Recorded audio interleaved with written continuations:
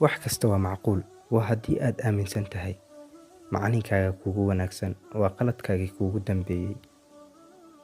Wax kasta oo aad ku riyootana ma helaysid, kaliya waxaad helaysaa wixii aad shaqaysato. Wanaag horumarso si markaaga lagu wanaajiyo.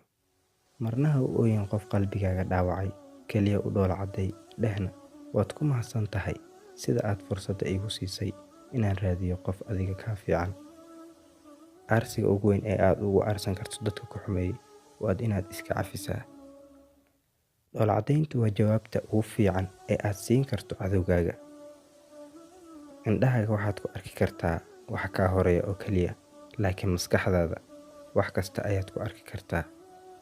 Qof kasta guul wuu rabaa, laakiin waxaa guulaysta qofka daneeya guushiisa oo kaliya.